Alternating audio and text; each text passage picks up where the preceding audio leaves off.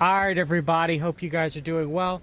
Welcome to Dudes Talking. These people are not good people with Greg McCarran. How are you doing this evening, Greg?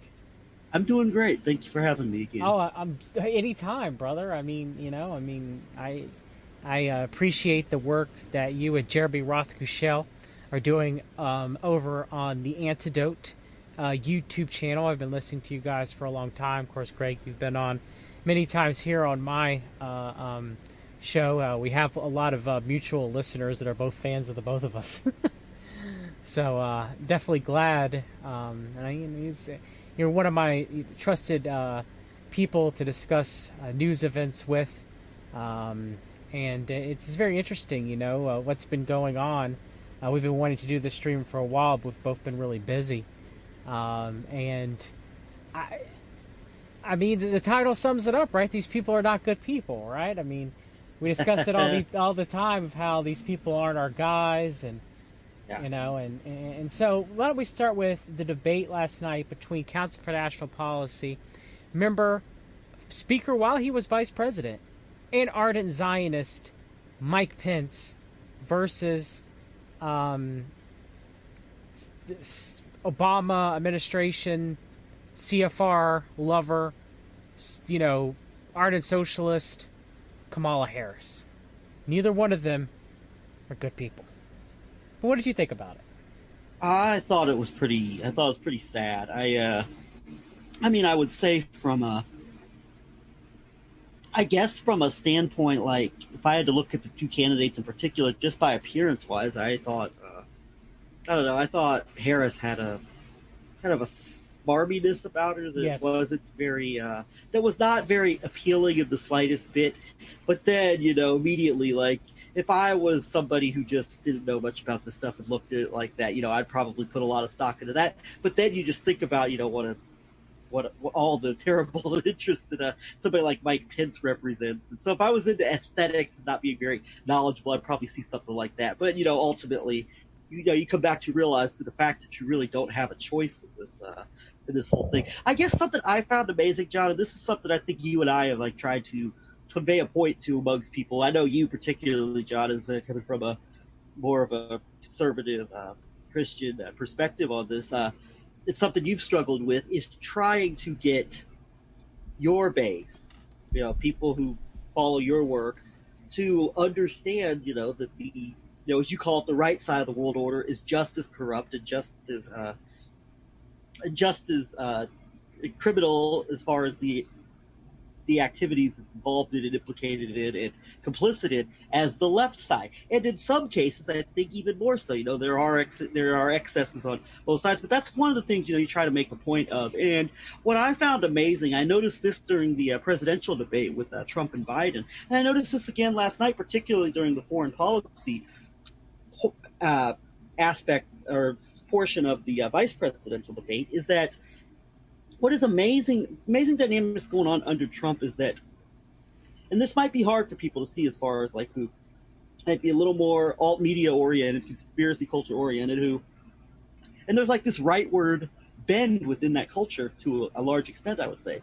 And it's very hard to really see that, like, not only is Donald Trump a servant of these very, very powerful, very corrupt interests in a very marked way, but also that the media and the opposing party has been complicit, I would say, pretty much every step of the way in enabling and running cover for these crimes that are taking place within this administration under the guise of opposition. So you have all of this media hysteria about how everybody hates Trump and everybody's out to get poor Trump. Yet Joe Biden, Joe Biden did not press back on some of the issues that really would have caused a resonance with, as far as like actually exposing actual corruption from the Trump operation. For example, Trump But was Joe able Biden's to. just as corrupt too. There's no Well, way sure he is, but there's no way he could. That's the thing, is they're both in well, bed with the same people.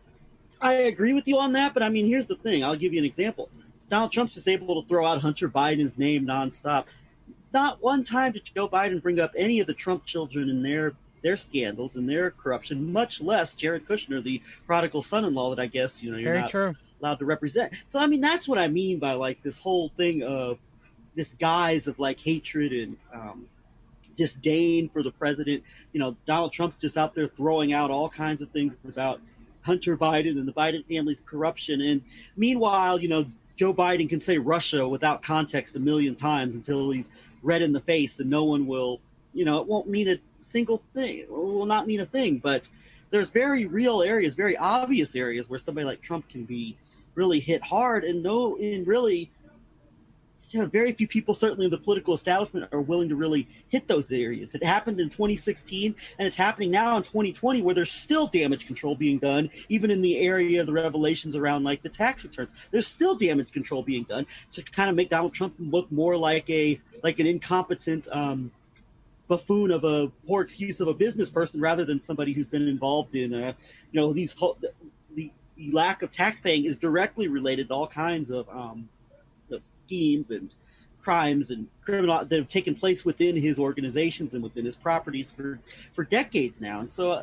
that's what I'm getting at with they don't hit where it can really count. And I noticed this last night in the vice presidential debate as well, where, Kamala Harris mentioned Russian bounties without any context. Meanwhile, there's so many areas like Trump Pence could be hit at in terms of really proving actual foreign collusion that goes beyond just unproven, MSM reports about alleged bounties, or an Atlantic writer, former Israeli prison guard, Atlantic writer, claiming that Donald Trump said that military personnel are losers. There's so many ways that you can hit them in provable instances of outright criminality that do not get touched. Well, yeah, on both sides, even when Trump's hitting, Joe Biden with Hunter Biden, he's not being like, he's going to talk about Burisma but not Skokovo. And he's not going to dare, address the Silk Road, the Belt and Road Initiative, with Israel, Switzerland being the funder, Russia, and China. So, they're not going to dare bring any of that up. The debates are limited hangouts, man. And the media is going to, both parties and the media are complicit in covering up the crimes that they're involved in. And it makes it very difficult. Today I got blocked by someone on Twitter who is a conservative. I don't know if they're a conservative Christian, though. And, she was posting the stuff about Regeneron's new monoclonal antibody, because, people were going after, the Trump administration, the United States government, pouring millions upon millions of dollars into it, and Trump's calling it a cure from God. When, if you've done any research into the actual monoclonal antibody itself, it comes from a aborted fetal cell kidney tissue germline, since that was done in the 1970s in one of the Scandinavian countries. I don't remember exactly which one. I think the Netherlands, but don't quote me on that.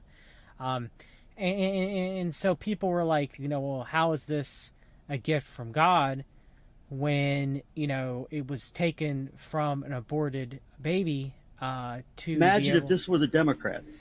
To be able to produce the medication. Now, the spokesman for Regeneron, spokeswoman was like, and I'm paraphrasing here, but she was pretty much, well, it's just semantics, like it's not really from aborted tissue to produce the monoclonal antibodies. I've heard that time and time again, but when you look at the research papers, they're all referencing it as being from that, kidney germline. And no matter how many times the cells replicate for medical study or for the development of drugs, or the production of vaccines like you have with the polio vaccine that comes from aborted lung tissue, it's still going to have some residual human DNA. You couldn't really purge it all no matter how many times the cell replicates. I just don't see that as being possible. And so when you look at the studies, they still reference it as such. And that's why she said you can call it semantics. Well, she didn't directly say it, but she alluded. I'll get exactly what she said so I can read it. But, that's what she alluded to is you can call it semantics, And I'm like, no, it's not semantics. but so it's very interesting that I was getting an argument again with a conservative. No, mind you, about like why would I expect arguing arguing about this with a progressive that is pro-abortion. Not every progressive is pro-abortion, but when you're looking at the difference between the right and the left, a lot of them are, right. So that's what you expect, but I didn't expect it to come out of this. I was arguing with a conservative. I was like, wait, what? Like, why am I arguing with you that Trump shouldn't be saying this drug's a gift from God? When did we start trusting big pharma? I mean, these people are not good people. Well, John, it might be a gift from God, but what some of these maybe more evangelical-leaning conservative people don't understand is that it might not be the same God. It might be a reference to a different God than what they believe, that they've been led to believe the Trump-Pence ticket represents. There might be that in play as well. Well, I mean, okay, so the actual, yes, with the you're talking about with the spiritual advisors at the White House, like the New Apostolic Reformation heretic Paula White. So the cell line is HEK293T. And it was in the Netherlands. It came from an aborted fetus in the Netherlands in the 1970s. But so much time has passed and the cells have divided so much that scientists no longer consider them to involve abortion. A Regeneron spokeswoman said the cell lines available today are not considered fetal tissue.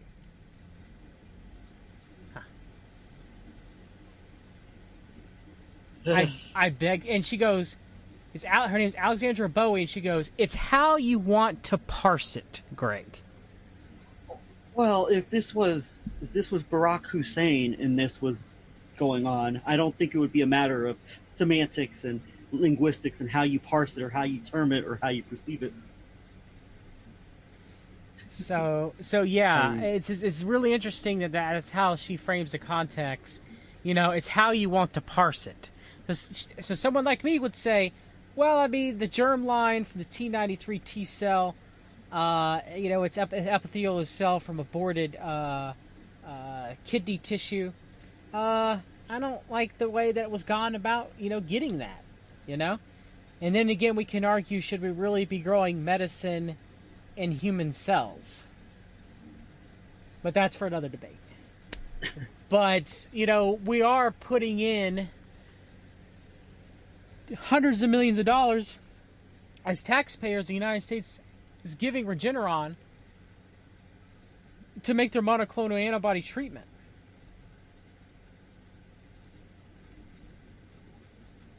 I mean, anything that I guess in this world, this milieu that Trump's in, anything that he says or does is automatically going to be touted as this as a gift or whatever, because no matter how terrible it is, we have to spin things and make them out to be wonderful and great. And I mean, it's interesting Trump touted hydroxychloroquine forever, and now he seems to not have a word to say about it anymore. So he's kind of moved on to the next, quote, miracle cure. I find that interesting. Yeah, I guess he didn't take hydroxychloroquine. The doctors didn't advise him to do so. Instead, he took remdesivir.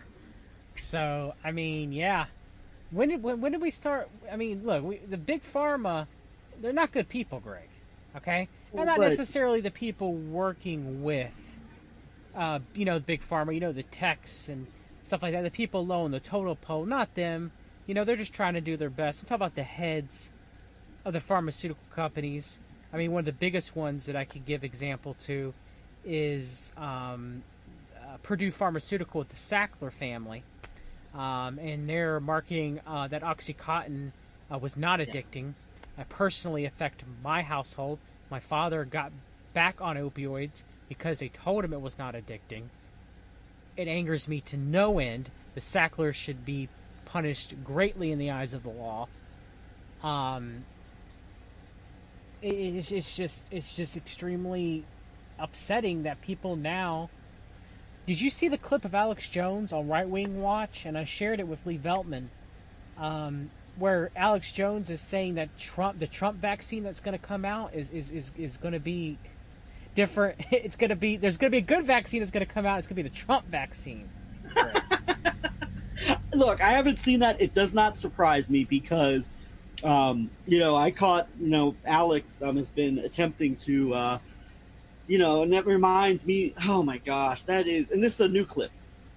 Yes, Oh yes, my gosh. I yeah. mean, See, and this is and I talked about the guy from Right Wing Watch. I forgot his name. What's his name? Jared Holt. Jared Hall. He does have a disdain for, I believe, for conservatives and Christians in Sure. general. But that doesn't mean that some of his clips he's not right. Yeah. Well, Right about calling him out because a broken clock is right twice a day. well, You know. John, there's a reason why Rick Wiles from True News was sounded celebratory at the idea of Right Wing Watch people being rounded up and executed in the streets. So Well, then again, he claimed there was a Jew coup. So I mean, and you and Jeremy have talked about that on your show. What's interesting about Right Wing Watch? I want to get back to that clip you mentioned in a second, and some of this stuff with Trump's got COVID and the various reactions to it in a second. But what's interesting about Right Wing Watch is that Right Wing Watch basically, while it really does nail these a lot of these people with some of the really obviously problematic and awful things that are said by so many within like this right wing milieu, combination of alternative media and some of the more obviously corrupt, compromised, pseudo Christian interests as far as like within the evangelical movement as we know it in the United States. On the other hand, though, it's not, there's not actually being exposed per se. What's happening is that it's kind of similar to, it's like Bill Maher with more actual substance. Bill Maher Bill Maher loves to mock like Christians and make them out to be these crazy, loony people. An example, and that's why Infowars has been portrayed for the longest time because Infowars, Alex Jones has been the face of like the kooky, crazy conspiracy theorists. But what it does actually, Jeremy, my co-host Jeremy Roth-Puchella, sent me a clip of Right Wing Watch claiming that it was a Jerome Corsi clip from early 2018, I believe, with Lionel, the used car salesman. And in this clip, Jerome Corsi's speculating about Antonin Scalia possibly being involved in pedophilia, and that this may have been a factor in his death at that ranch in Texas in February 2016. What's interesting about that is that Right Wing Watch puts this out without any type of anything, and ultimately there's an example of, regardless of, look, I don't have, there's no proof of anything was clear, but there's some, there is some fire, there is some smoke to the fire at some level or another if you really look into it. But the way Right Wing Watch portrays this is that, this is just another kook putting out batshit crazy conspiracy stuff, and so that's the way it's portrayed. Like, like there's never like, these people are just crazy nutcases, and meanwhile what they're doing is they're actually very important figures in terms of shaping and perpetuating the Alex Jones is not just some otherwise irrelevant crazy conspiracy theorist. It's way more than that. And like Right Wing Watch of the world downplay the realities of what these people represent. I'll give you an example, John. You talk about these people a lot. Let's talk about somebody like Lance Walnew or Rick Joyner. Okay, yes, of course. Those people are not good clips people. Of them. Yeah, they play clips of them. Okay, they sound crazy, but they're very influential, and that's what you miss when you just try to portray them as, because it almost like allows the public to let their guard down if you're just putting them out there as like these crazy people with they're just ineffectual, crazy people. Oh, they might incite a few people to go out and maybe want to commit domestic terrorist acts, but otherwise they're irrelevant. That is the furthest thing from the truth, and they're actually downplaying the danger that people like that present by just making them out to be crazy people. Yeah, of course. Boykin accounts for national policy member for almost longer than a decade now, and is part of the Committee on Present Danger China. But he's also part of the weird Florida Priory of the Sovereign Knights of Malta, which is like the CMP Protestant LARPing as Knights of Malta. I don't know what it is. They're actually sued by the real Knights of Malta. I don't know. But Boykin and Walnew is a part of it too. People aren't good people. No, they're not. They make Christians like me Like, Yeah. non-believers look at them and they're like, these people are insane. And I'm like, well, And we yeah, Walden was trying to push off his Trump Cyrus prophecy and how does Trump Walden write a book called Trump God's Chaos Candidate? It's like, wait, what? Like chaos well, magic? Like, what does this have to do with hello, God the John. Father and Jesus Christ? Like, what the heck? Speaking of charlatans operating in the name of God, the firefighter prophet Mark Taylor says that Oh to Lord. oppose God is to oppose Trump is to oppose God himself. So Oh Lord, Lee Veltman always talks to me about Mark Taylor. He brings him up, and I'm like, no, I'm not. I'm not Lee. No, I'm not Lee.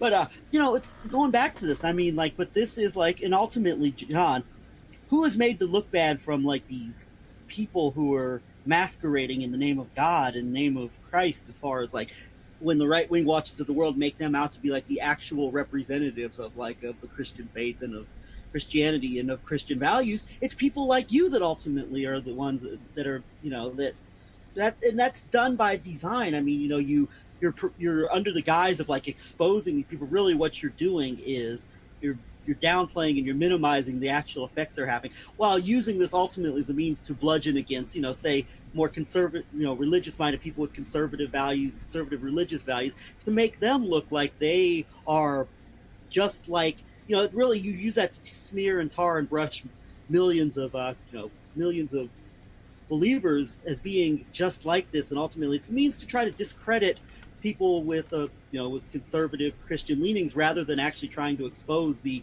criminality of the operations the Rick Joyners and the Lance Walnews and the Jerry Boykins of the world are involved in, and the Alex Joneses for that matter.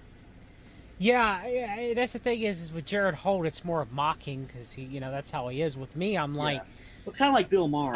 It's a more serious Bill Maher to some level. I lean right. A lot of my beliefs would be considered to be on the right, side. And I'm a Christian.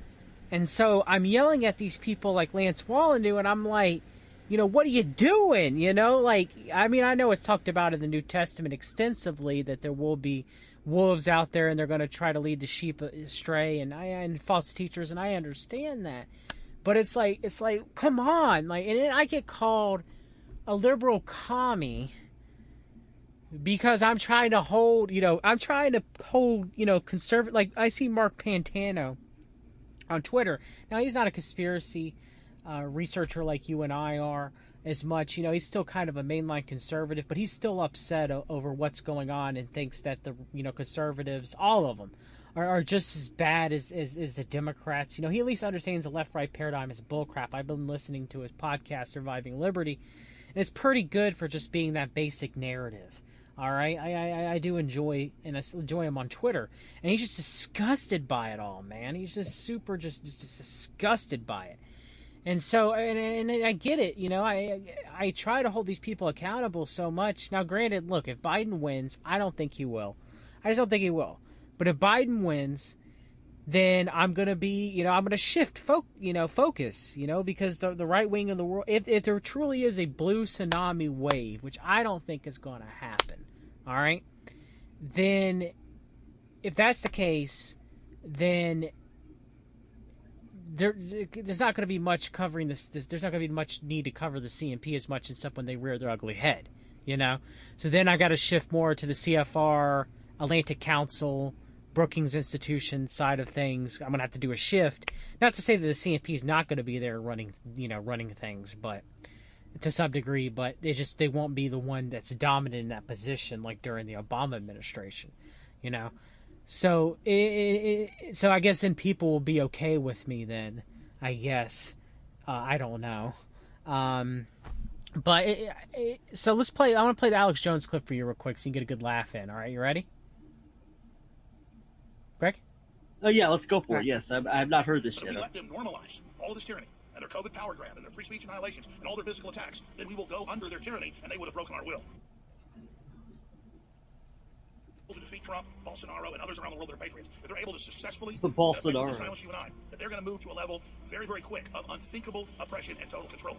That's why they're admitting the new force inoculations coming next year will actually maim and kill a lot of people because Bill Gates knows he can't hide it. That's why Trump is taking control of the process, saying he should have an early vaccine from a company that doesn't make one that is so dangerous or that doesn't change our DNA. And I'm not even endorsing us right now. And I'm not even endorsing it. But if we let them normalize. You heard him? Did you hear him? Oh yeah. Screw you, Alex Jones. The horse he rode in on.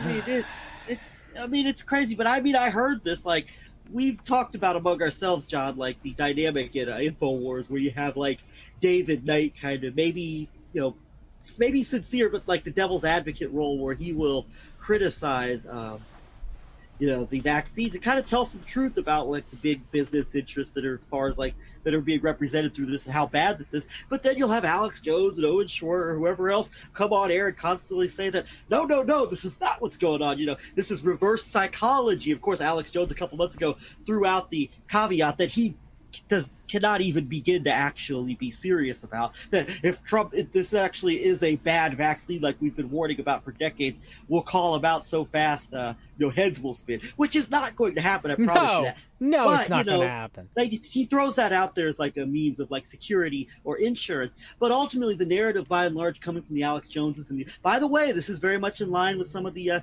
QAnon proponents, like.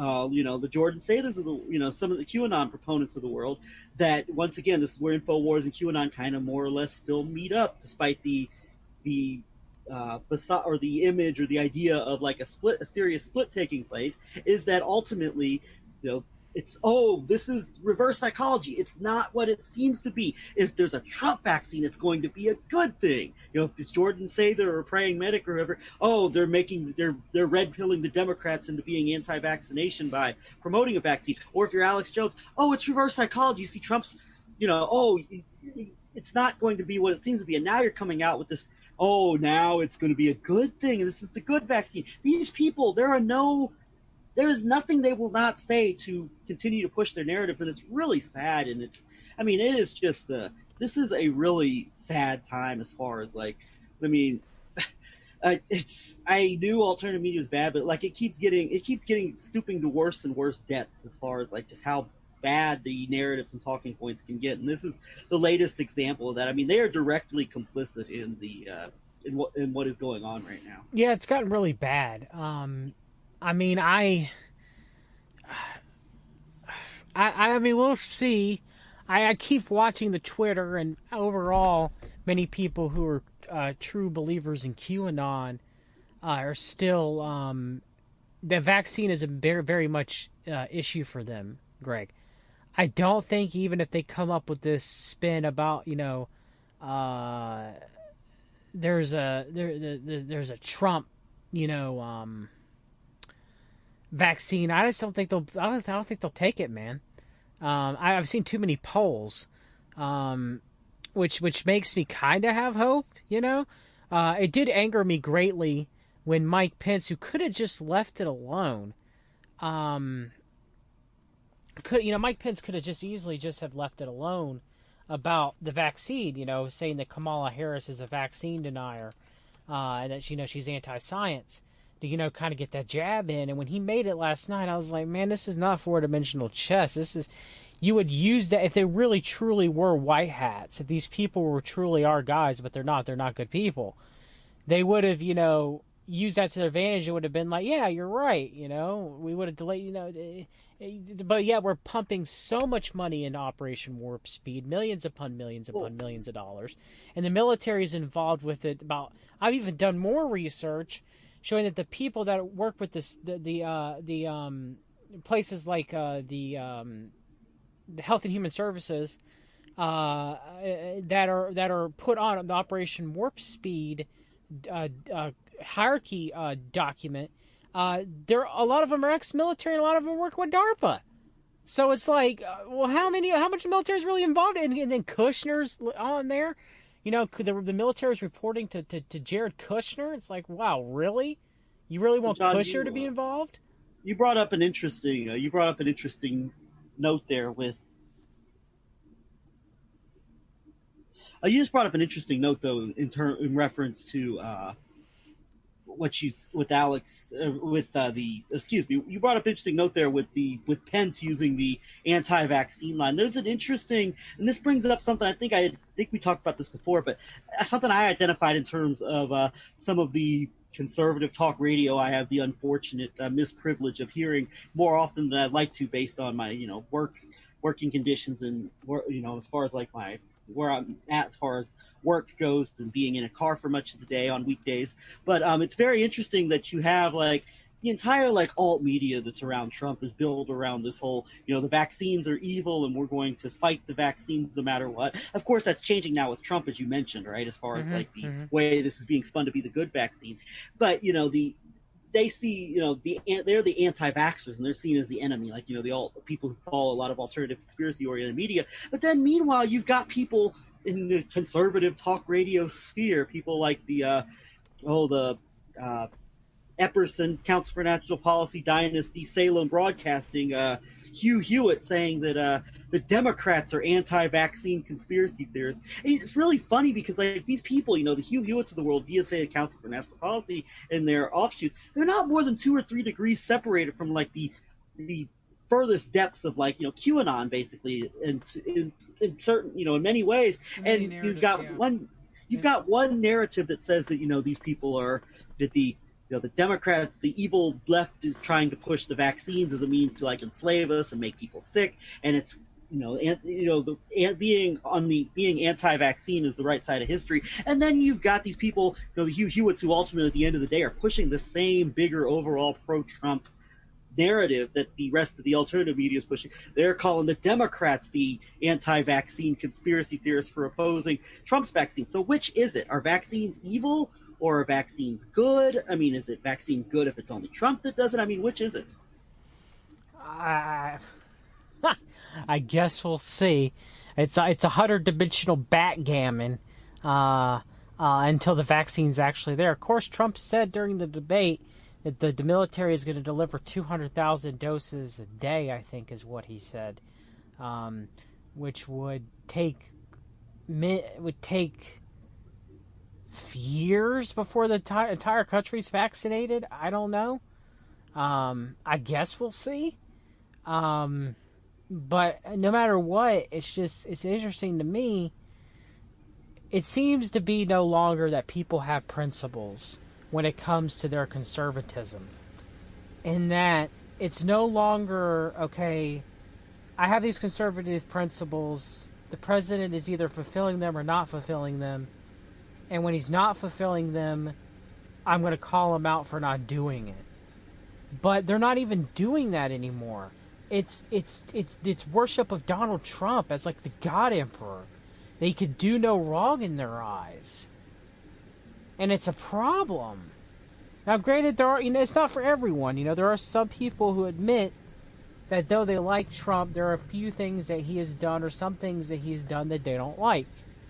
Those people do exist out there, but they're few and far between the people that I see in Twitter, where they all just, it's almost like they like prostrate themselves in front of the king. It's ridiculous. And also, I will say there are some cases of some people in alternative media who will criticize Trump, but it will be a very weaponized criticism, whereas like it's almost like a criticism for the wrong reasons or for things that aren't actually going on. Or it will be, you also see this tendency of there will be criticism of the Trump administration, but it will also be done under the guise of, well, it's everyone and everything except for Trump himself. So yeah, I could see that. I mean, that happens a lot too, I think. It does. But I mean, what are we going to do about it, I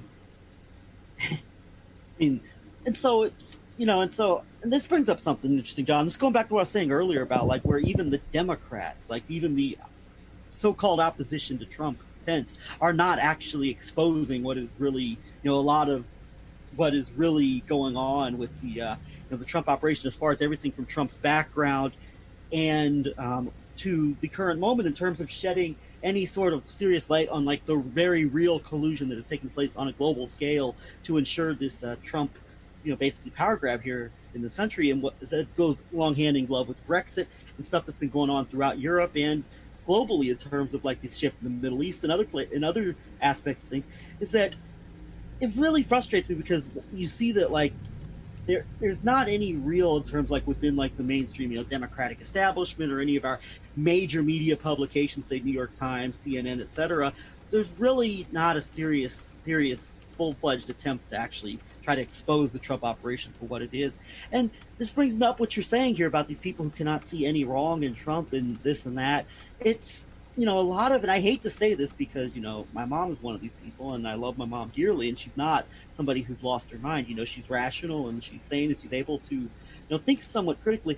But by and large, I mean, I've learned this by taking in a lot of talk radio and a lot of, just a lot of Republican talking points in general, as far as, way, a lot of pro-Trump. Trump supporters, by and large, at this point, unfortunately, conservative-minded people who still support this president. I hate to say this, John, but they're living by and large in an alternate reality where their reality is not how the world is actually working in this moment. But then again, who do they have? They have Joe Biden. So they have. I get that. It's like, the 2004 George W. Bush versus John Kerry, but the Counts for National Policy through John Kenneth Blackwell and Karl Rove rig it so that George W. Bush wins because he wins Ohio, And so when it comes to Biden and Trump, it's like, okay, so what flavor of the world order do you want? And it's something that even, Mark Pontano on Twitter has been talking about, where it's like, really, what has Trump done? Now, there's some things that Trump has done, like you could argue possibly with any administration, that people would agree with, but you have to wonder if there's an ulterior motive to it. Like, I'm fine that he didn't sign. I'm glad he didn't sign the TPP. I'm glad we're out of the Paris Climate Accords. There's a few things that I could be like, yeah, okay, fine, but the thing is that doesn't make Trump by any stretch of the imagination our guy. And the New World Order has marched on, my belief, under the guise of being hidden. Very much ground was gained by the World Order because Trump was in office. Right. Because you have, half of the truth movement or more being divided, no longer looking at the president like they did equally with George W. Bush, like they did with Barack Hussein Obama. The truth movement despised both of them equally. But now, half or more of the truth movement looks as Trump as being for them, their guy, the God Emperor, or Q+. So it's just, so what are we going to do? And outside of that, we also have, this is somewhat of a smaller segment of, like, the truth community, alternative media oriented community as we know it. But there are also some people, and I will say there are some people, I will give them credit, are willing to, who do not see Trump as like this great figure or anything, as far as like this great, they don't see Trump like that. They're actually very critical of Trump. But ultimately, thanks to some of like the prevalent conventional wisdom, say, in the alt media, with the combination of things, everything from like the idea of what globalism and the New World Order is, to even in that very much fits in with like the segment of a lot of a conventional alternative media wisdom, is that this whole COVID thing, it's borderline hoax. The basic, we've talked many times about that. And we'll talk about that in the future. But through these prevalent kind of almost like the nature of conspiracy-oriented culture, even people who are like in these circles, who may not be a right or left per se, but see Trump as a problem and see this current moment as a problem, ultimately because they're either beholden to certain things of like, as far as like, the idea of globalism of the New World Order, or certain aspects about COVID, or certain unwillingness to confront maybe the roles of foreign countries such as Russia in the current moment of our time. They're still, I think, unable to see, like, really make sense of like what I definitely see, what I myself and my co-host Jeremy Roth-Bushell see as the danger of this moment with this Trump operation, with people like Bill Barr in the driver's seat in terms of having the ability to, having so much power in their hands at this current moment. And so, there's a lot of dynamics at play, and this is just another one of them, in addition to the obvious people who just can see Trump as somebody who can do no wrong or whatnot. Mm-hmm. There's also people who are more nuanced in that regard, but still, like, they're taken in by certain things. So there's a failure, I think, all across the board to understand and recognize what I strongly believe is the danger of this moment. Yeah, I could see that. Sparkle in the chat asks, do you think Trump is racist? It's kind of a loaded question, like, not to say that you're asking it on purpose being a loaded question, but it's kind of, do I think Trump is racist? Well, no. if we're looking at the standard definition of racism, that one believes that their race or a race is superior after all over all races, and all races are inferior to their race, then no. I don't think Trump's a racist. I don't know how you feel about that, Greg. I don't, based off of that, if we're doing strictly the textbook definition, no, I do not. I think it's. Go ahead, John. Go ahead. No, but I mean, degrees of prejudice. It just depends on who you ask. Trump does. I don't know. I think Trump, his personality type wise, is an ENTJ. He just Trump loves whomever. Trump loves whomever is nice to him. Doesn't really matter who it is. That's my take. But go ahead. I want to hear what you're going to say, Greg. Well, I think it's. Hey, I don't think it's not an answer. Honestly, I think it's more nuanced than something that can be answered like in a 60-minute or 2-minute or 60-second or 2-minute soundbite. But I'll give it a shot here. I think it's. I think personally speaking, I think there's plenty of evidence from and there's plenty of corroboration from people such as Noel Casler, who was a producer who helped to produce and worked very closely, with Trump on the set of The Apprentice, and he has his Twitter. You can find him on Twitter at Noel Casler Comedy, I believe, is his handle, and he's very outspoken about like Donald Trump casually using the N-word. He says there's all kinds of tapes that have not been exposed, as far as sat on by, say, the Mark Burnett's of the world, combined with other people who might have a vested interest in running and not of Trump, colorfully and regularly, casually using, the N-word, certain colorful racial language. And there is the aspect of him and Roy Cohn, who I could see somebody like Roy Cohn as being like somebody who had really hardcore bigoted tendencies as far as being indicted or charged by the federal government with, or by being charged with, discrimination in Trump housing authorities in the early 70s. Outside of that, though, outside of Trump's personal feelings, which honestly, unfortunately, this is an unfortunate fact of reality, are likely shared by a significant percentage of the American population. This goes across racial lines too. It's not just simply Caucasian, European, white Americans that share hostilities towards people of other groups. I mean, this is very much more known than a lot of people would publicly admit, the level of like people who share what would be considered bigoted tendencies as far as race goes. But as far as the actual general definition of racism, I would agree more with your perspective on it, John. That like Trump, Trump he loves green, the color of money, and he loves power, and anybody who can help him get to that is an ally of his. And so, for example, Trump talks about like his blacks, for example, maybe the Candace Owenses of the world, or maybe somebody behind the scenes like a John Blackwell, Ken Blackwell. It's a matter of like you're useful to him as long as you can do something for him, or as long as you love and praise and care about him. So, for example, I'll give an analogy on this. Black football players, college football players, who by and large are not going to vote for Donald Trump, if they're at risk from something like COVID-19, screw them. I'm going to bring football back so that try to win votes in the Midwest from people who love their Big Ten college football. So I mean, I think that's how to look at it. But also there's one more factor to be taken into play here. While you have this like constant lip service and pushing for the black vote or the Hispanic vote by the Trumps of the world, the Republican National Convention, there were a lot of black speakers who were touting how great Trump is and all this and that. Meanwhile, there's this whole other aspect of things, and this is something else I thought we might get into in this conversation, John, and that is the whole controversy over the Proud Boys question at the presidential debate when Trump was asked about the Proud Boys, and he told him, stand by and stand down, or stand back and stand, basically not condemning them in the slightest bit. And the Proud Boys, by definition, is not a white supremacist organization. No. That is misleading by the media because, when you put that out there, you're able to have the non-Caucasian spokesperson for the Proud Boys can come out and say, we're this, but that's not the issue. It's not about literal white supremacism or whatever you'd call that with the Proud Boys. It's about what they represent, and they represent a very specific, they represent chaos in this country.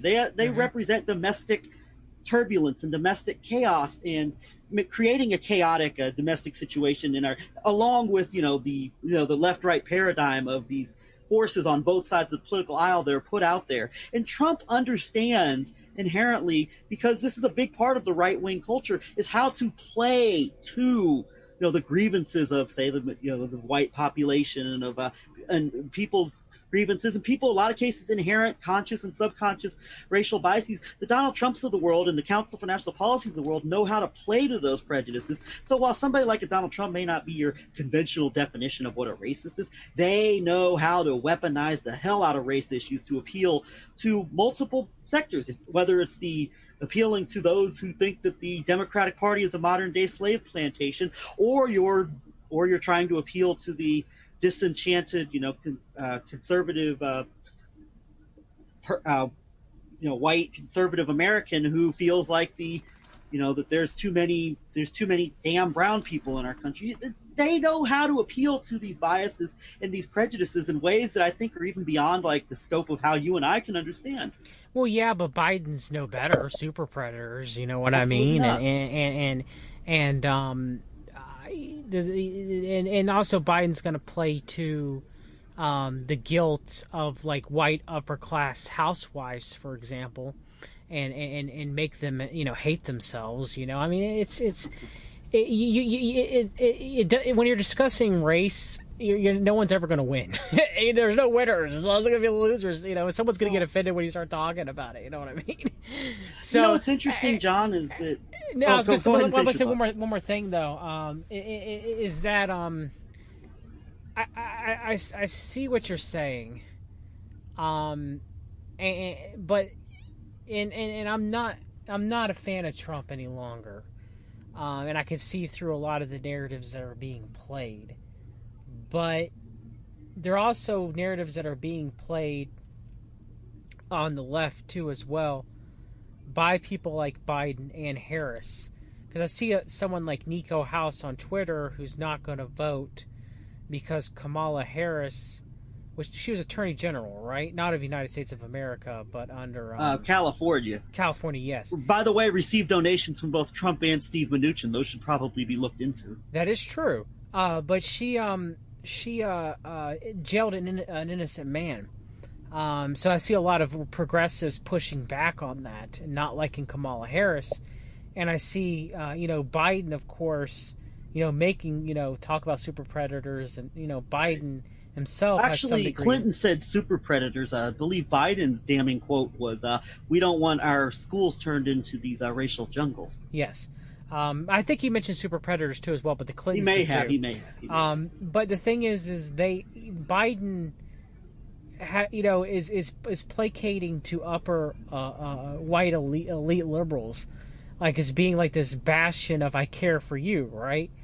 But he doesn't. I mean, I always look at it looking better as a class argument, the 99 versus a 1% in a lot of ways, because you take someone like John Kenneth Blackwell, for example, African American, Belay Society member, Council for National Policy member, Council for Foreign Relations member, board member of GINSA, 32nd degree Mason. But the thing is he's accepted a lot, again, because of the class and the power that he wields. And I don't know, it's just, to me, it's the way I look at it. I guess it's they want us to be divided. The elite want the United States to be divided between many different lines. Race, gender. Think of it, religion. When in reality, it should be us holding them accountable. You know what I'm saying?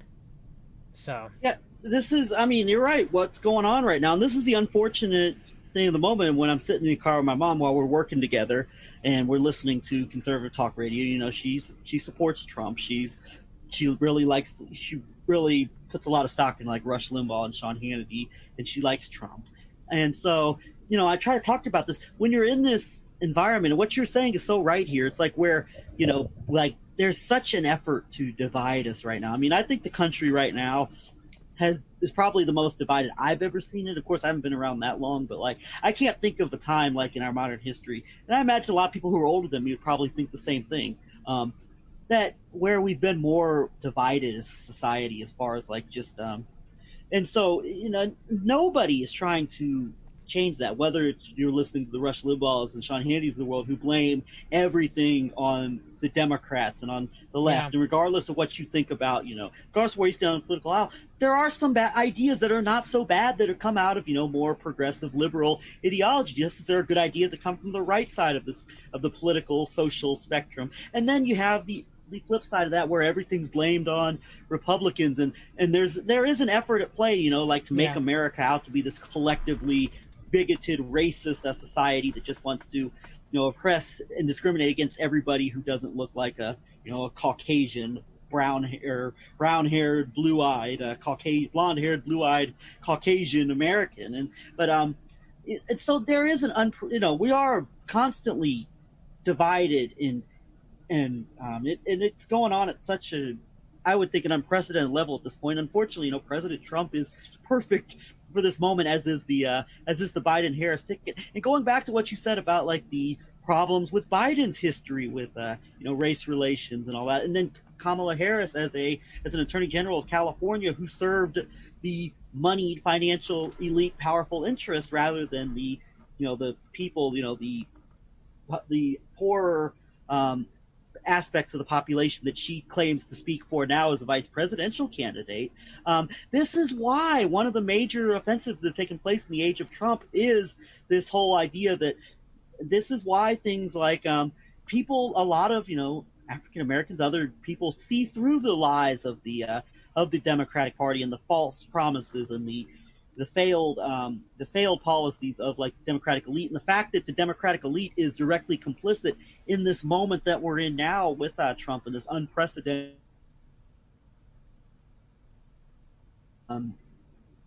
divisiveness is going on in our society, and people have been able to see through that, which largely is a large part of the reason why Trump was elected. And that's why you have movements going on right now where you have the weaponizing of race and the idea that the Republican Party of Donald Trump and Mike Pence, and you mentioned Ken Blackwell's of the world, is the actual place where like all Americans, regardless of skin color, can go for opportunity, the colorblindness of the Republican Party. And the reason why that myth is able to prevail is because of the fact that this Democratic establishment is so corrupt and dishonest, and has left so many failed promises to the people over the years that that's why this is why this has been enabled to perpetuate right now. I think that's a big part of the reason why is the problems with people like a Biden and a Harris. And sensible-minded people are going to look at that ticket and realize they don't mean what they say when they say they represent us. No, they don't.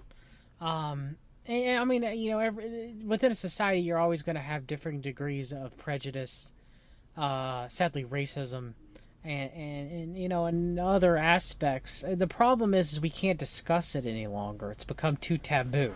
No one can have an honest discussion about any of these topics because no matter where you stand, it'll be politicized and you'll be shamed. No matter what your personal views are. I mean, that's where we're at this given moment. They've radicalized it so much on the right and the left that people are just going to go after each other. And so like you bet you got the Proud Boys on the right, you have the 3%ers, you have other various militia groups, and then on the left you have Antifa and Black Lives Matter and that's one. And the thing is those groups can peacefully protest, but they can also riot and cause acts of violence as well. And you can see that on both sides. When the 3%ers came here to Fayetteville at the rally that was going to be the hashtag Free the Children rally here, I really thought something was going to happen. They had the catalyst for everything, and I did a video on it, and praise God, nothing did. The 3%er, everyone was peaceful march. So, the thing is even though the 3%ers, they want to overthrow the United States government, they're looked as like this kind of like patriotic white nationalist like terrorist group, right? But nothing happened. So that's where we're at right now, is the radicalization of America, and it's been going on for 4 years. or even maybe you can even argue 6 years at this point. Yes, I agree with you. And in going back to even going back to the question, it's like, no, the Proud Boys are not like legitimately like what this definition of white supremacism is, but they represent something much deeper than that. And you're not getting any kind of honest perception in the media, as we know, within our media landscape, either in the mainstream media or what we know and pass as the alternative media, on any of this stuff. You're not getting an actual perspective on, like, Antifa or Black Lives Matter, or even within the mainstream media that's said to be so hostile to Trump and Republicans. You're not getting an honest perspective on, like, the nature of the actual groups and organizations that are, these Proud Boy style organizations, and these and a lot of these alt-right style alt-right groups that went to Charlottesville, for example, epitomized through things such as the Daily Stormer and the Richard Spencers of the world. You don't get any type of real serious analysis of what these entities represent, and so people still by and large are largely left in the dark about it. And because people are left in the dark about the realities, I think, of what is represented by these entities, instead of having actual serious conversations about, like, the extremes of our society, which I think have largely been designed to be this way, they're manufactured extremes to further divide and split the public apart in an effort to, like, ultimately, I think, in many ways, destroy this country from within. Instead, you have people, instead of thinking critically and logically about these threats, instead they're thinking very emotionally, and there's the fear factor. I mean, we still have, after 150 years, the Ku Klux Klan is still looked at as this boogeyman organization. You can still trot out David Duke every 3 to 5 years to scare people. And so you don't have any serious, honest discussion about what these extremes in our society represent on either the quote left or the quote right. And people instead are driven by fear and anger rather than by any type of serious, nuanced, rational conversation. And you and I, we're not innocent of this either. We fall into these traps ourselves, and it's very hard to avoid them, especially when there's a lack of serious conversation and discussion about honest conversations about what these extreme entities actually represent and how real they are versus the manufacturing of them. I mean, I could tell you too, when I saw the 3%ers there are quite a few African American 3%ers. Just saying. Saw quite a few. So, and they're able to use this false perception of, like, everything is white supremacy as a means to actually bring people into their folds. And what they ultimately do is that, on one hand, they will play off of, like, racial stereotypes and prejudices and resentments, but at the same time, it's still under this, they're not, the media, every time they throw out white supremacists, sometimes I think it's done by design and on purpose as a means to deflect and blame. It's ultimately rendered ineffective among a very large portion of the population. What I would ultimately argue is that these entities actually likely represent something even much darker and more sinister than even, like, white supremacy as we're supposed to believe it represents. Yeah, true. Did you see where Trump's going to? Did you see where Trump's going to host the Rush Limbaugh show tomorrow? Oh, I heard that today. Yes, oh my gosh, it's going to be an online virtual rally, basically. He can't publicly hold rallies. He's going to do a virtual rally on the Rush Limbaugh show. I mean, I don't know if I'm supposed to look at this as a sign of, like, this is a sign of frustration and fear that things are not going the Trump campaign's way in terms of this election, or if it's something else altogether. It might be a combination of things, but I mean, something like that promises to be quite the spectacle, to say the least. Yeah, I'm gonna love actually turning in to listen to the Rush Limbaugh show tomorrow. The first time in years, just to see Trump. Our friend, totally not racist Tucker, Mark Stein, was filling in for Rush Limbaugh. Oh, Lord. How did that go? It was just typical Democrats bad, Republicans good. Everybody's out to get Trump because liberals, loony liberals, orange man bad, blah, blah, blah. Yeah, did you see, G.S. Crippler brought it in the chat, but did you see how they were, the media was trying to push that the FBI foiled a militia plot to kidnap Gretchen Whitmer, gosh. Michigan, but it turns out that they were anarchists. They were a loose militia, if you can even call it that. It's the narratives they spin to get us divided. and get each side up in arms and okay. So there was a stream that I did with Billy Ray Valentine called State of Disunion, and I kind of towards the end of the stream I got kind of upset, because I don't. They've been talking about, Greg. They've been talking about a civil war, which would be us versus the elite. Maybe the UN blue helmets would come in to stop everything. But they've been talking about that in conspiracy culture for decades. Okay. Yeah. But now, depending on who wins, either Biden or Trump, and the protests and riots that may happen after that. Is there going to be any de-escalation? Could this truly turn into a civil war of the 99% tearing each other apart? Is that possible?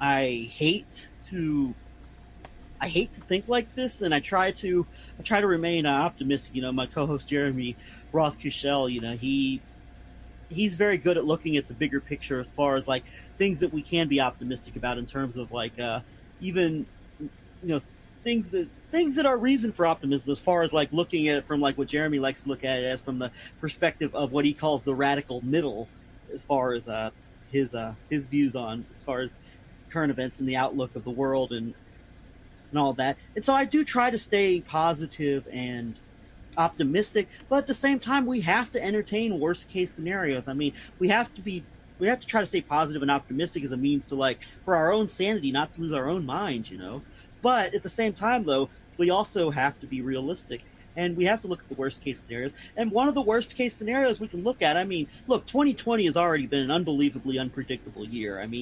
Look, even in the last 2 weeks alone, so many things have happened.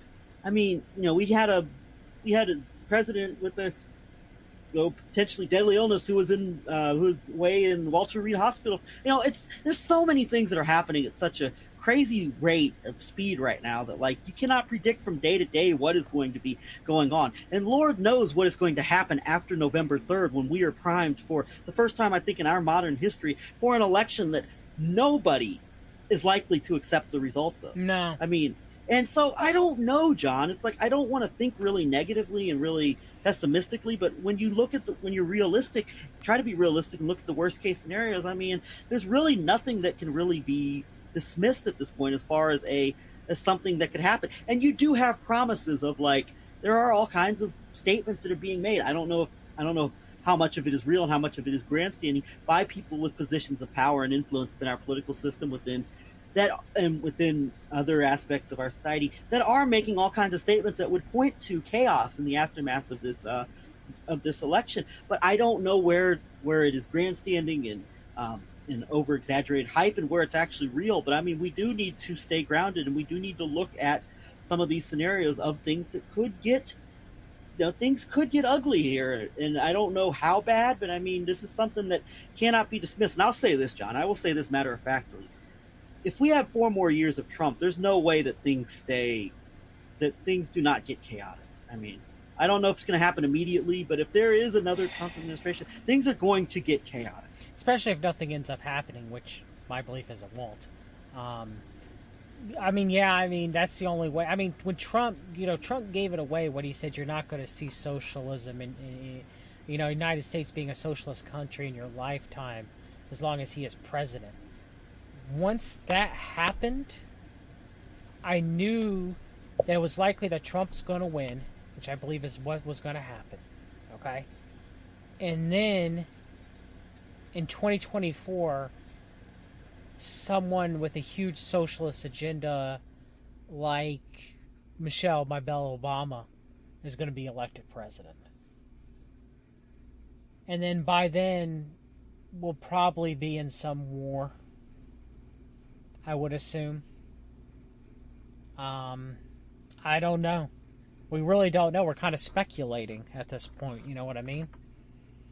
Well, all we can do is give guesses and educated, hunches and guesses, educated guesses. That's really all we can do, because anybody who says they know what is going to be going on, like, knows what our society is going to look like 3 or 4 months from now, even 3 or 4 months from now, much less 5-10 years from now, they're lying because, no, we don't have a way of knowing. And how crazy it's been this year, 1 or 2 weeks from now, who the heck knows? Exactly, yeah. I mean, we still have, John, we probably still have some quote October surprises still to come in this, in this lead up to November. I mean, I like to think, I don't know. I mean, in terms of our modern history, I have to think this is kind of an unprecedented, of a domestic situation more without precedent. I don't know, maybe, but it seems like it. And we don't know where we're going to be in a few months. I mean, we really don't. I mean, we did not know in December of 2019 that the entire global economy would shut down all in one moment. So, oh, Deadline accidentally published a story about Pence getting the coronavirus.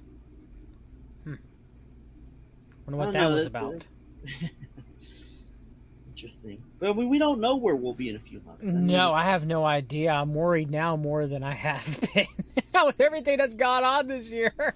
You know what I mean? I always thought we would just kind of coast by. They take more and more of our freedoms away, slowly but surely. But now we're like a frog in a boiling pot of water and the heat's been turned up. You know what I mean? Well, yeah. I mean, we're definitely going to get some sort of restriction of rights with the coronavirus and the vaccines and Palantir being involved with the tracking and probably like some sort of eventually vaccine or, license or passport that you could show for public travel. I mean, people have been speculating how far it's going to go, but I expect us to lose some rights that we will never get back. Stanley McChrystal putting out the new normal. Something's going to come out of this like the Patriot Act. And how those were never really truly rolled back either. You know what I mean? Yeah, I know what you mean. It's just a moment though where you just can't be certain of anything anymore. I mean, it's just, and I feel like this is something, this has been building for a long time, but I mean, it's kind of reached a fever pitch right now. And I mean, and who knows, maybe this is going to be much ado about nothing, but when I say much ado about nothing, I don't mean that nothing's going to happen. Maybe some of these aspect things are being overblown. But if we're being realistic and we're thinking about what we've already seen this year and just how divided our society is, we really cannot dismiss any possible realities at this point. No, not at all. Who do you think's going to win the election? You got Trump or you got Biden? Oh boy, I was very certain about a month or so ago it was going to be Trump. Right now, John, I don't know. It's like when I make deliveries, and I deliver to a lot of houses and a lot of residential areas, and for the longest time we were seeing almost nothing but Trump signs. Now you're starting to see more, and I don't know how much this actually means. This is out like in some of the suburban Kansas City, Missouri, basically, and now you're seeing I'm seeing more Biden Harris signs. I just think, John, that like I was very, very certain that Trump would win, that somebody like a Joe Biden cannot win. Right now, John, I'm not very sure, but I honestly can't, as far as who would win an actual fair election at this point, I honestly don't know. I just know there's going to be a lot of shenanigans going on, most certainly, and a lot of chicanery going on behind the scenes. But right now, at this moment, John, I was very inclined to say Trump not too long ago, but at this point, I can't confidently say that anymore. I don't know. I still think Trump, as long as we have the true president of the United States, William Pelham Barr, still being Attorney General and still alive, and not dying of the COVID. And we have the vote rigging fraud, John Kenneth Blackwell, saying Trump has the best ground game in 30 years, and them pulling ads out of Midwestern states, which some people will say that's because they don't think they're going to win those states. I would say otherwise, because the plans are in motion. I still think Trump's going to win. I do. I haven't changed yet. I still think that it will be given to him. Well, go ahead. I think he'll win the Electoral College, but he won't win the popular vote. I could, and I think from that regard, you're saying it's being given to him. Absolutely, I think it's being given to him because once again, as I talked about before, under the guise of exposing and hating all things Trump, I mean, Trump is being enabled and covered for every step of the way in terms of the actual criminal nature of what's going on with this operation. So in that regard, you might be right about it continuing to be given to him. I just think right now, though, I mean, maybe I just can't make a definitive statement one way or the other right now because I'm really really not sure. But you brought up something since you brought up Ken Blackwell's name again. One of the major things that's been driving like the conservative media narrative over the last several months is the, basically Donald Trump has already promised that, and I think the Democrats are going the same way, even though historically in 2004 with John Kerry, and then even in maybe say 2016 where Hillary Clinton didn't contest the election results when she probably could have if she wanted to. Democrats have kind of had a history of standing down, first to Bush and then to Trump. But the right-wing media narrative for the past several months, and you know this as well as I do, John, is entirely built on the premise that the Democrats are doing everything in their power to steal the election, and any type of results other than like Trump winning in basically a landslide cannot be accepted because there are these unprecedented, constant, nonstop attempts to steal the election. Everything through having dead people vote to having fake mail-in balloting vote. So it's very interesting to me that we have, like, throughout this right-wing media narrative, a political party, as far as the Republican Party, through the Ken Blackwells in 2004, and the Karl Roves, and the now deceased Michael Connells, and in 2000 through, say, the Brooks Brothers riots and all the shenanigans that went on down in Florida to ensure Bush illegally won Florida in 2000. It's interesting that we have the party that is actually, there's actually very strong evidence towards actually having stolen presidential elections in the past 2 to 3 decades, is out there saying that the other side is going to steal the elections. It's the Ken Blackwells of the world, the Karl Roves of the world. Now, Greg, my friend from George from CavDev.org has shown how the Democrats have also stolen elections too. To be fair. Well, are we talking about Kennedy, or are we talking about other elections? Other elections other than Kennedy, yes. I'd have to see that. I'd have to see that evidence. He's a progressive, so yes, But I mean, as far as we can document like the 2000 and the 2004 elections and the information. It's very insulting to my intelligence. I'm not discounting anything that George has put out. I have to see that evidence for myself, and I'm not discounting or dismissing anything that any of the work and research that he's done. I'd have to see it for myself. But I mean, I know that the GOP has stolen a presidential election or two in my lifetime. No. I mean, George obviously says that and believes that. But I'm saying the Democrats have too.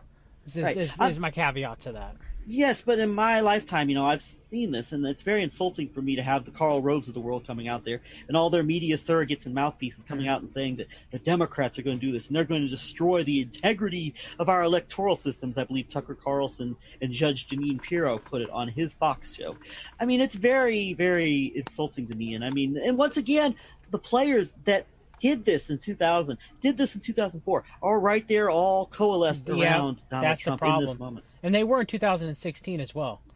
And they're all telling you that the other side is going to steal the election from you. It's a problem for me. And I'm not taking anything out of from the Democrats out of consideration here, but I mean, it's a major problem for me when I see the party that is sitting in power right now that is putting out this message to everybody and making millions and millions of people believe this without any type of skepticism or any. When they have John Kenneth Blackwell and Karl Rove involved, that's the problem. Yes, indeed. Is that's the arrogancy and the irony that you have John Kenneth Blackwell and Karl Rove telling me that the other side cheats. Yes. And everybody from Rush Limbaugh to Alex Jones to QAnon is saying the exact same thing. Yeah. It's a problem. I mean, and look, I'm more concerned about the party that has at this point, the people who have the levers of power at this point, that being the Trump administration. That is my bigger, more immediate concern at this moment. I mean, not to downplay okay, but I got to tell you that the only way that the truth movement is going to be rectified, if we have any hope of anything materializing, and me and Bill Ray Valentine talk about this all the time with each other, Trump's got to win. And then Trump's going to do nothing. Either nothing's going to get done, or things are going to get worse, or there's going to be a war. That's the only way. Because if Trump loses, yes, they believe he's the God Emperor, and they believe that he won't win because of the white hats. But if he loses, it will always be what-ifism. Well, John, that brings me to another one of the worst case scenarios: is that heaven forbid Donald Trump were to. Oh, don't say it. Don't say it. Well, I'm saying, if you know where I'm going, if that happened, Yeah, I oh know. man, Just don't say it. Me and it Billy. would make it. If this thing I'm thinking of were to happen, it would make it virtually impossible for us to make our cases ever. Yeah, I know. If God forbid, if something happened to Trump and Trump was replaced by Pence, or Pence was replaced by Nancy. It's funny because Nancy Pelosi's going around, and she's like, Nancy Pelosi of all people, all right? She's going around, and she's like, we got to talk about the 25th Amendment again. I know, John, that's something that I can see as being a lot of theatrics. Of course. And then her going around and be like, we got to talk about the 25th Amendment. And I'm like, well, Nancy, you got cognitive deficit issues. Biden's got major cognitive deficit issues. And Trump has less cognitive deficit issues than the other three. And the drugs and the COVID aren't helping anything. All right? But the thing is it's just hilarious that Pelosi has the gall to bring up the 25th Amendment. It's hilarious. And honestly, the Nancy Pelosi's of the world, instead of playing into these theatrics, I mean, and look, once again, we know that they won't do it because they themselves are compromised and corrupted by a lot of the very same interests. But this is once again another consequence of a refusal to be honest about the nature of the false nature of this fake artificial two-party system and the corrupt criminals that are created and made out of it and put into the highest offices in our land. So this is another symptom of that. And the Nancy Pelosi's of the world are not going to effectively expose the Donald Trumps of the world, and vice versa, because ultimately, they would implicate themselves in a lot of their interests and in the process of doing that. So instead, we're going to get all these theatrics about the 25th Amendment and the and fitness of power and who is who's to blame for all these people dying, et cetera, et cetera, et cetera. There's certainly no hard truth coming out of any of this conversation. But I think you might be right in terms of Trump has to be reelected in order for any progress to be made. As terrifying of a scenario, as sad as that is, I mean, that might be the case. Yeah, but then again, I'm not going to enjoy if Biden does get elected. I mean, pretty much the takeaway from these people are not good people, Greg, is that neither one of them are our guys, and no matter who wins, we lose. And it's been that way for every presidential election since the United States has been founded. Well, yeah, I mean, that's one thing, is that there's we're going to have a day of reckoning. Our history from the very beginning is not this rosy image that has been made of it. And that's something, people are going to have to kind of come to grips with at some point, because that history is, is directly interconnected to where we are now as a country and as a society. And so, it's something, though, I mean, we just have to continue doing what little we can, but we know, it means something. And so we can do what we can. And, there's other people out there that are certainly fighting for trying to be as honest as they can about the situation, the state that we're in, and trying to, propose solutions and hopefully try to shed some light in this critical moment as to what may really be going on. And we don't always get it right, but I mean, we always try to be as honest as we can be. So, and give the truth is the way we see it. We can't get everything right. There's going to be at least 5 to 10% that you're going to get wrong, based off of one's own cognitive bias or the information that's presented to them. And it's tough, man. I mean, back around January, I thought this might be a good year, right? And man, it's been one of the worst years I can remember since I've been alive.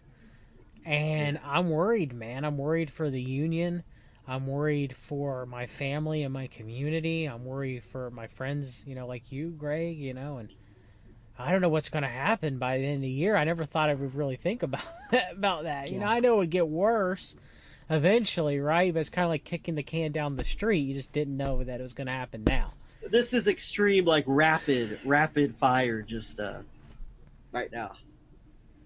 It's almost impossible to parse it all. Yeah. And that's something I think that a lot of people in positions of power and influence rely upon, is that we're not supposed to be able to make sense of what is really going on. I mean, that's part of like the it's a very interesting. You've heard of course, the concept of a hyper-normalization. That would be Vladislav Surkov over in Russia. Putin's basically chaos agent, and it's interesting. I see this society almost seems to be like there's like a hyper-normalization on steroids. We cannot make, we're not. I don't think we're. I almost think it's like intended and designed for us not to be able to make sense of what the hell is actually going on. So supposedly more than 6.6 million Americans have already voted. Now they claim that suggests as a record turnout, but that might not be the case. It might just be that people voted, early because of COVID. I guess we'll see. I will say this. The more people that vote, the worse it is for Republicans. That has been shown yet election after election. That's what's up. So if you start seeing any indication that many upon many people have voted, and that turns out to be true, it looks like Joe Biden will be your next president. Well, okay, John, I guess I'll ask you this as maybe we start to get close to wrapping up here. How serious do you take Trump when he keeps entertaining the possibility that he will not, if like he were to, let's say he were to lose, and it would be hard for him to push back in that scenario. No, say, how serious do you take Trump when he continues entertaining everything from like the possibility of like oh, I'm going to be president for this long, or even saying I'm not going to accept results, and basically telling you, I'm not leaving if I'm if there's an attempt to make get me out of here. How serious do you take him when he entertains those scenarios and talking points? It's possible, very possible. I mean, it was possible the last election, right? But then again, they teased this last election with there's not going to be a peaceful transition of power. Oh, there was. Well, it's so interesting. Who knows if they're teasing it again for this year, even though things are crazier this year than they ever have been. Yeah. I don't know. Well, our society's so much crazier than it was even in November of 2016. But I look at that now, John. I look at that as like, I didn't look at it this way in 2016 because I was still kind of in the, I didn't vote for Trump. I didn't vote for Trump or Clinton in 2016, but I was still under like for Trump.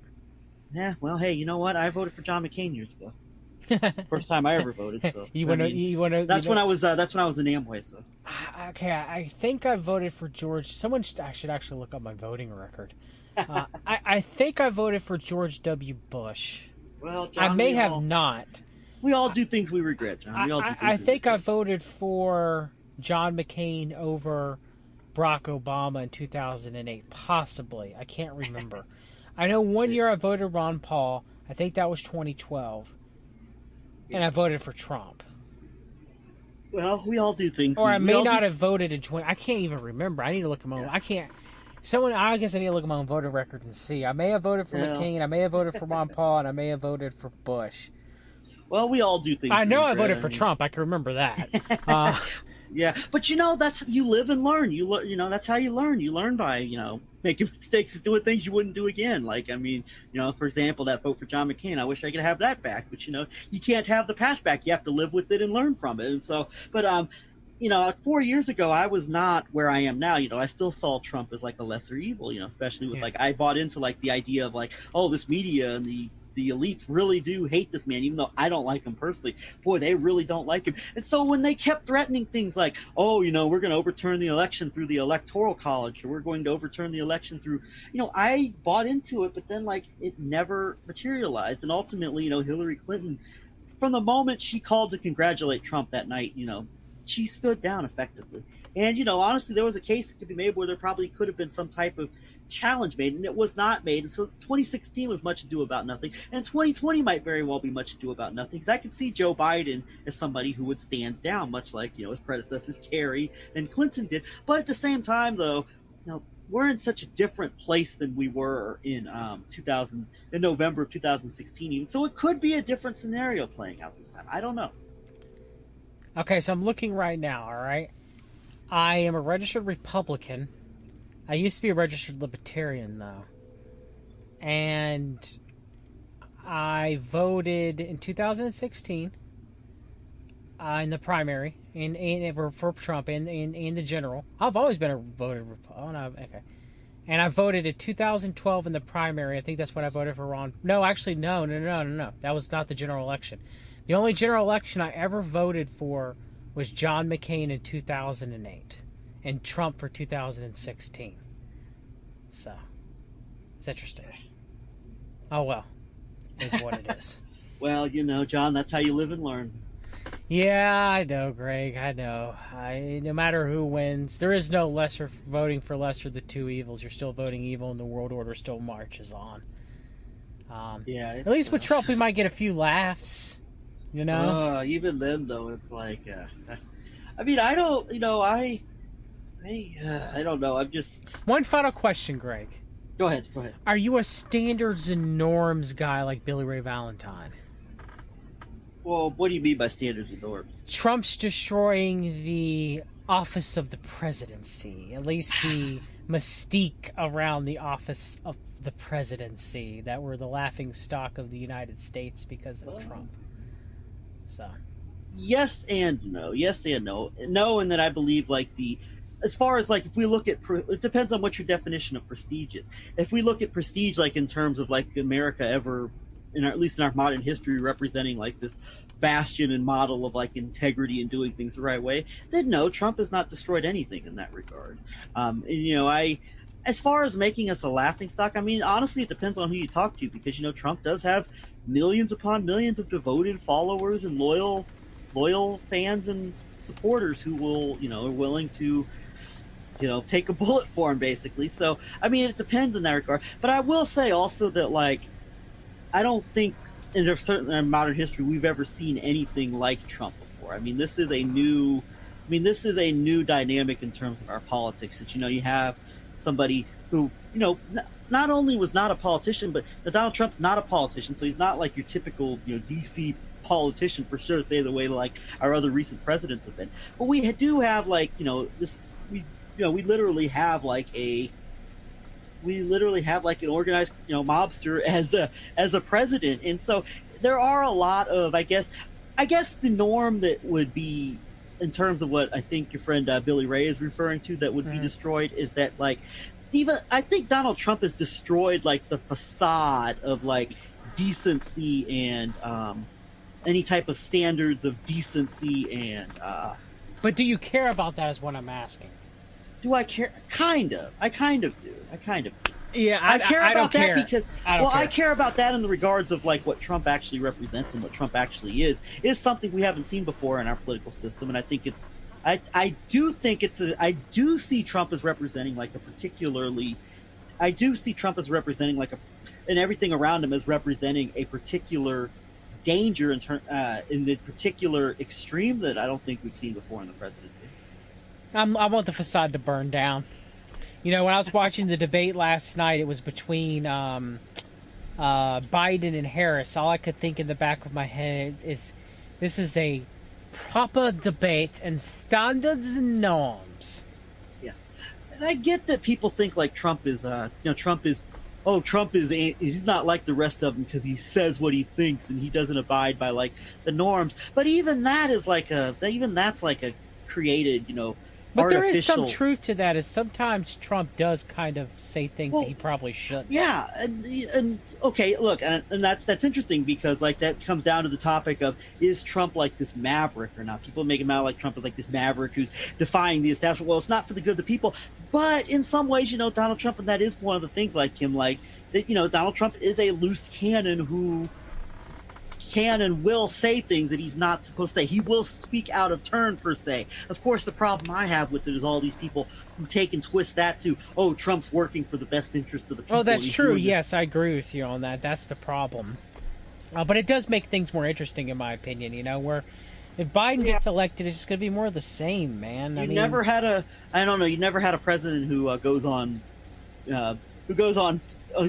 social Twitter rampages or whatever technology at the moment was used. There's never been somebody like that before. It's enjoying. I mean, if the world's going to burn, you might as well get a few laughs out of it. I mean, John, at first I thought it was funny, but as the situation gets more and more serious, it's like, yeah, you'd like to laugh at it, but with the seriousness of the moment, like, it's like, man, it's still, it's very difficult for me to laugh at any of it. So you're a standard. I funny. never thought you would be a standards and norms type person, Greg. That's very interesting. Well, to an extent, I guess I am. I see the people who like are genuine. I get the people who are genuinely alarmed with like what's going on right now. I mean, I understand that. I guess no, I understand that, but as far as Trump, being a bull in a china shop versus standards and norms. Okay, so let me ask you this: would you rather have President Mike Pence or President Donald Trump? I can't say neither, can I? No, you have to choose one. Good grief. Honestly.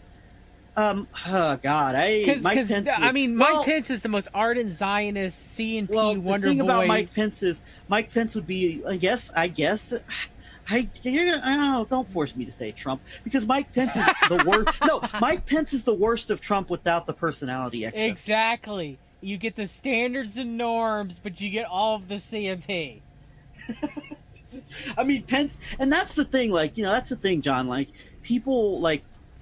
Very, actual like liberal-minded people, as much as like you hear all like the hysteria about Trump, right?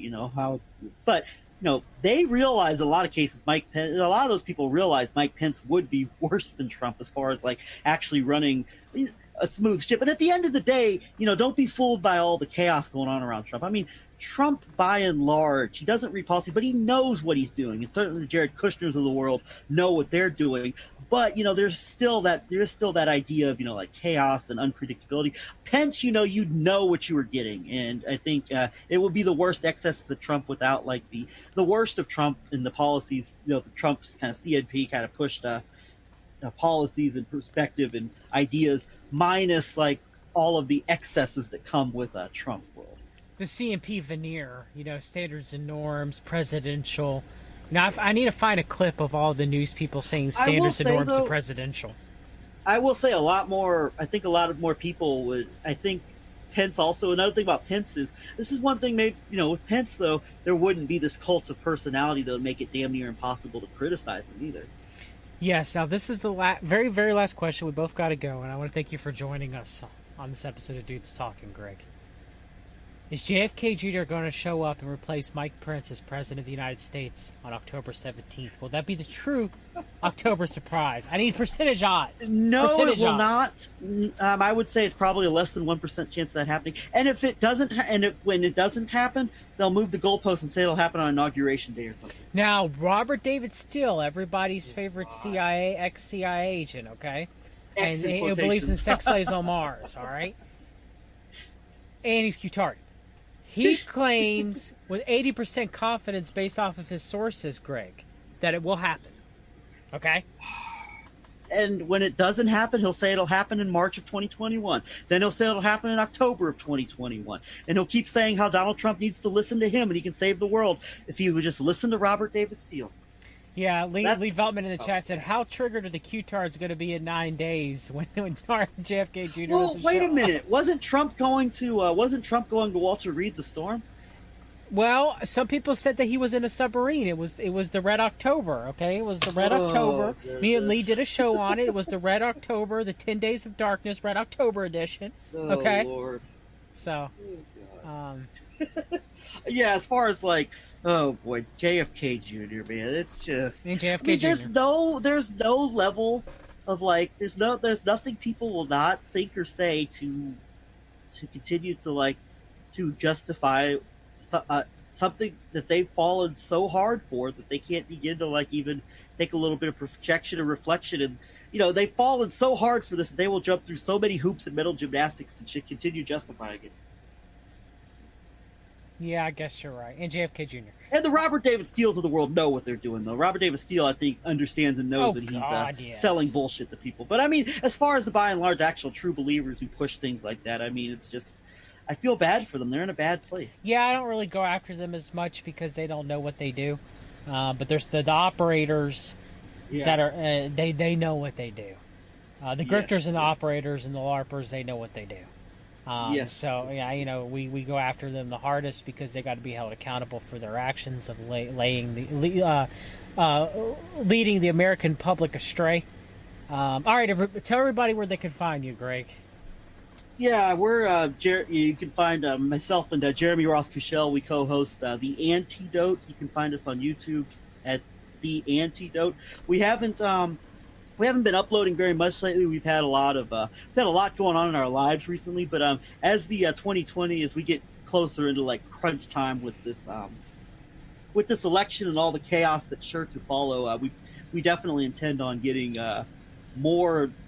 We definitely intend on putting much more material out here in the next few months. We also have a Patreon page if you'd like to consider supporting us financially at all on patreon.com/the antidote. It's spelled the same way as the as our YouTube channel. And right now, those are the places where you can find us at the moment. But be looking out for us because we are going to be putting out. It's going to be much more coming from us than has been coming in recent months as we really get closer and closer to whatever fun awaits us in November and December on into 2021. So that right now, those are the links you can find us at. And thank you, John, for doing this, and thank you for continuing to do what you do. Anytime, Greg. You're welcome anytime, both you and Jeremy on. I'm actually going to have Jeremy on in the next week or so.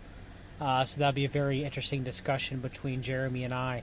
And we'll cover the next debate if it happens. Right now, it looks like it's not going to happen. Well, I'm sorry about not also, covering though, it last night. I had some things that were going on. But as somebody said, though, Trump loves a camera, and he will not. He may not turn down an opportunity to appear in front of a camera. So we'll see. I guess you're right. All right. Take care, Greg. Glad to have you as always, brother. Thank you, John. All right, everybody. That's it for this episode of Dudes Talking. These people are not good people. With Greg McCarran. Definitely go subscribe to The Antidote. I have been listening to Jeremy Roth Cushell and Greg McCarran on The Antidote. I want to say 2 years now. And Greg is a dear, dear friend. A really good friend. And we agree on a lot, way more than we disagree on. And I want to thank you guys for joining me this evening. And God bless everyone. May have a show or two. Saturdays, I'm going to release a recorded video that I did reading the Didache. And Sunday, Lee and I have a very, very special roundtable discussion on the troubled teen industry. Sunday afternoon at 3 p.m. I cannot wait to do that. I've been looking forward to do this. I hope you guys will be there for us when me and Lee Veltman do it for the John and Lee show. And that's it.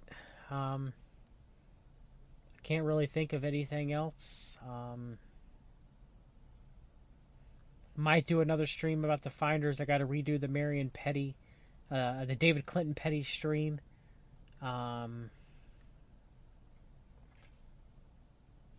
And other than that, that's it. So, I might stream one night late. Might be tonight. May not be tonight. I might go to bed on time. Probably I'm not going to stream tomorrow. And I won't stream next Monday. So me and S90, I see you in the chat, MWC. We got 2 streams. One I want to do with Don Diligent on I'm gonna mispronounce the guy's name wrong. The Filipino Gold. I'm just gonna call it that instead of his name starts with a Y. I'm bad with names. And I think we got another stream that we got to do on King John III, S90, and all your notes you took down, breaking that down. Maybe we'll do that soon, one night when we get together. Of breaking down the thought known as Gregory Hallett, King John III. Lee is welcome to join that stream if he wants to. All right, everybody. Take care. Talk to you later.